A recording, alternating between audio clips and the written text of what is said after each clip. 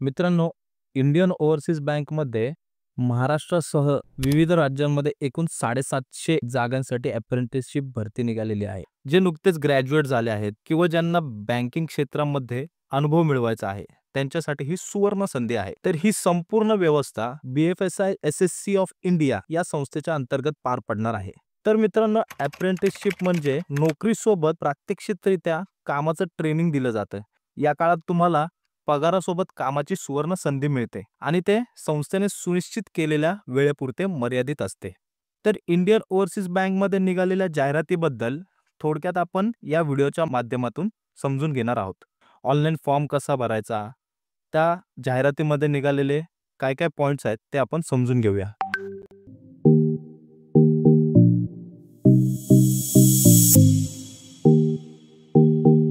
नमस्कार मित्रांनो, स्वागत आहे तुमचं आपल्या डिजिटल दादा यूट्यूब चॅनलवर.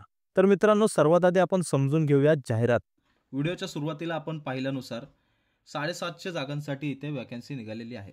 तर नोटिफिकेशनमध्ये दिलेल्या माहितीनुसार ऑनलाईन अर्ज करण्यासाठीची तारीख 10 ऑगस्ट 2025 पासून ते 20 ऑगस्ट 2025 पर्यंत दिलेली आहे. तर अर्ज करण्यासाठी आपण इंडियन ओव्हरसीज बँकच्या ऑफिशियल वेबसाईटवर जाऊन सुद्धा अर्ज करू शकतो किंवा bfsissc.com या वेबसाईटवर जाऊन सुद्धा आपण अर्ज करू शकतो. तर तुम्ही मित्रांनो यामध्ये पाहू शकता स्टेट वाईज वॅकन्सीज शो केलेल्या आहेत.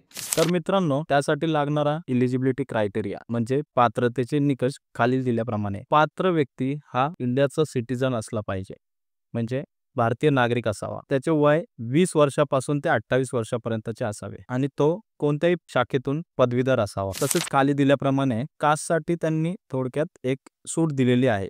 तर तुम्ही तुमच्या कॅटेगरीनुसार बघून घ्या. पुढे जाऊया मित्रांनो. तर पुढे बघूया मित्रांनो, स्टायपेंड दिलेला आहे इथे. स्टायपेंड हा वेगवेगळ्या ठिकाणांप्रमाणे 10 ते 15 हजारापर्यंत असा सुनिश्चित केलेला आहे.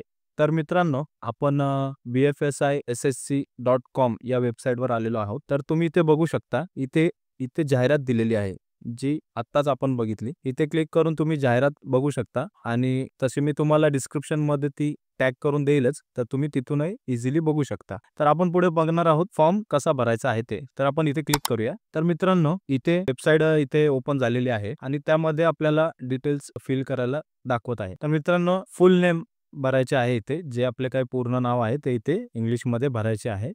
त्यानंतर जन्मतारीख सांगितली आहे, जन्मतारीख भरायची आहे. त्यानंतर आय हॅव अ ट्विन असे दाखवले आहे, म्हणजे आपल्याला कोणी जुळा भाऊ किंवा बहीण आहे का ते दाखवायचे आहे.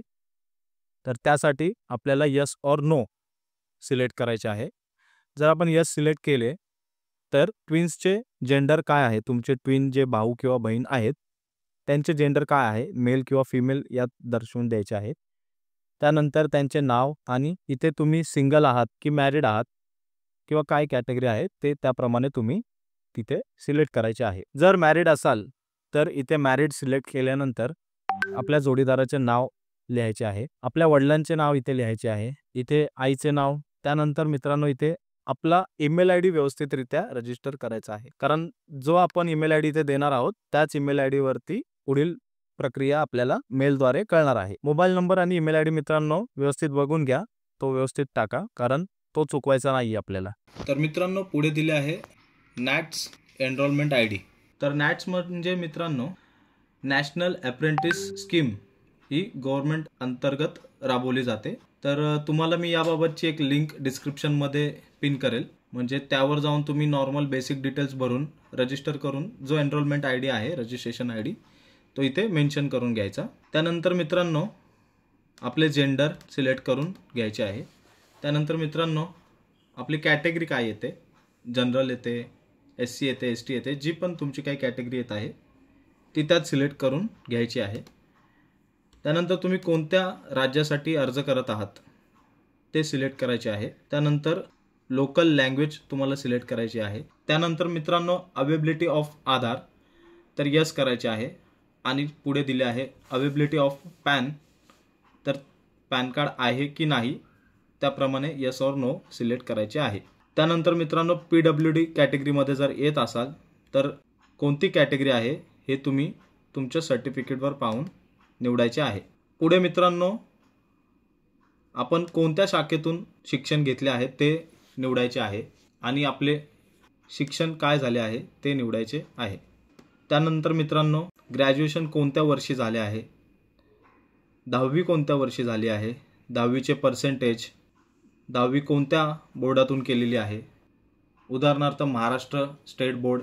त्यानंतर सेम मित्रांनो ग्रॅज्युएशनसाठी सुद्धा सेम मित्रांनो तसे दिले आहे. ग्रॅज्युएशन पासिंग डेट ही तुम्हाला इथे क्लिक करून सिलेक्ट करायची आहे. त्यानंतर मध्ये मिळालेले पर्सेंटेज इथे टाईप करायचे आहेत तुम्हाला. त्यानंतर ग्रॅज्युएशन कोणत्या युनिव्हर्सिटीतून झाले आहे ते तिथे मेन्शन करायचे आहे. मित्रांनो, आता पाहू शकता ॲड्रेसबद्दल इथे माहिती द्यायची आहे. तर इथे ॲड्रेस तुमचा जो आहे तो तुम्ही इथे सिलेक्ट करून घ्यायचा आहे आणि त्यानंतर खाली दिलेल्या डॉक्युमेंट्सची लिस्ट त्यात अटॅच करून पहिल्या रकान्यामध्ये दिलेले आहे आधार कार्ड फ्रंट, म्हणजे आधार कार्डची पुढची बाजू आपल्याला त्यामध्ये अपलोड करायची आहे. त्यानंतर मित्रांनो, आधार कार्ड बॅकमध्ये आधार कार्डची मागील बाजू आपल्याला अपलोड करायची आहे. त्यानंतर मित्रांनो, ग्रॅज्युएशन मार्कशीट तिथे अपलोड करायची आहे. आणि चौथा रकाना दिला आहे, जर कास्टमध्ये येत असाल, तुम्ही जर कास्ट निवडली असेल तर त्या कास्टचे जे काही प्रमाणपत्र आहे, सर्टिफिकेट आहे, ते तुम्हाला तिथे अपलोड करायचे आहे. त्यानंतर मित्रांनो, सगळी माहिती एकदा चेक करून घ्या आणि इथे एक चेकबॉक्स दिलेला आहे तो सिलेक्ट करून खाली सबमिट अँड पे या बटनाला क्लिक करायचे आहे. त्यानंतर मित्रांनो, तुम्ही भरलेल्या कॅटेगरीनुसार तुम्हाला फीज पे करायला दिली जाईल. तर त्या फीजची रक्कम तुम्ही भरून फॉर्म सबमिट करून घ्यायचा आहे. धन्यवाद.